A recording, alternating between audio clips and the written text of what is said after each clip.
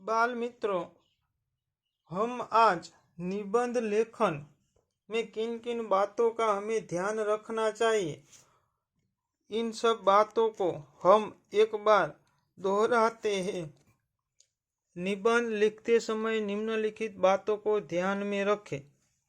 निबंध के लिए दिए गए विषय में से किसी भी एक विषय को सोच समझकर पसंद करना चाहिए। सर्वप्रथम निबंध की सच्ची रूपरेखा तैयार करनी चाहिए। निबंध की शुरुआत आकर्षक और विषय से संबंधित होनी चाहिए। निबंध के मध्य भाग में रूपरेखा के सभी बातें क्रमशः परिच्छेद बनाकर लिखनी चाहिए। निबंध 4 या 5 परिच्छेद में लिखना चाहिए। निबंध की भाषा सरल एवं व्याकरण और वर्तनी की दृष्टि से शुद्ध होनी चाहिए। निबंध में किसी भी बात का पुनरावर्तन नहीं होना चाहिए। निबंध सुंदर और मरोड़दार अक्षर में लिखना चाहिए। निबंध का अंत संक्षिप्त और प्रभावशाली होना चाहिए।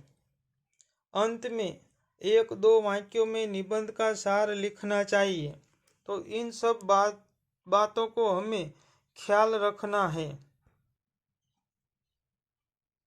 बाल दोस्तों, यहाँ निबंध का उदाहरण दिया गया है, उसे हम देखते हैं।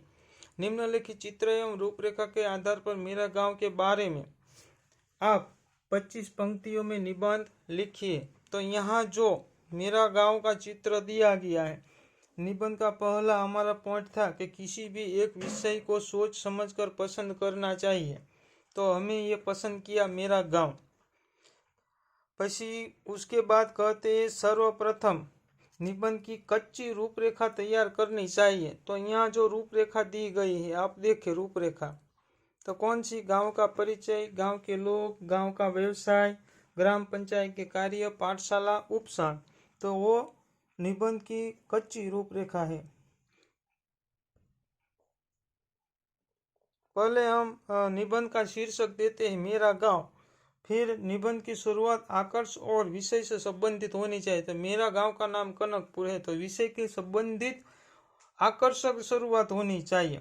निबंध के मध्य भाग में यहाँ हम देखते हैं मेरे गांव के किसान को समय पर बीज, खाद, पानी मिलता है।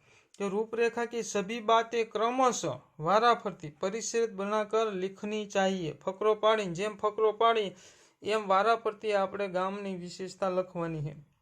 4-5 પેરેગ્રાફ थी આપણે નિબંધ લખવાનો છે। निबंध की भाषा सरल एवं व्याकरण की दृष्टि से शुद्ध होनी चाहिए। सब लोग समझ सके ऐसी भाषा का यहाँ प्रयोग करना है। व्याकरण की दृष्टि से वर्तनी का भी हमें ध्यान रखना है। निबंध सुंदर और मरोड़दार अक्षर में लिखना है। पसी निबंध में 1-2 वाक्यों में निबंध का सार लिखना है, जो आपको लिखना है लास्ट में वो। फिर निबंध लिख जाने के बाद सारा निबंध एक बार पुनः फिर से पढ़ लेना है। बाल मित्रों, स्व अध्ययन के लिए हम यहाँ निबंध लिखेंगे। निम्नलिखित चित्र एवं रूपरेखा के आधार पर राष्ट्रीय एकता के बारे में 25 पंक्तियों में निबंध लिखिए। तो यहाँ हमने जो चित्र देख रहे हैं वो चित्र को आप ध्यान से देखें। ध्यान से देखने के बाद नीचे दी गई रूपरेखा को ध्यान से पढ़ें और निबंध का शीर्षक लिखिए। और यहाँ सुंदर और मरोड़दार अक्षर में खाली जगह पे निबंध लिखिए।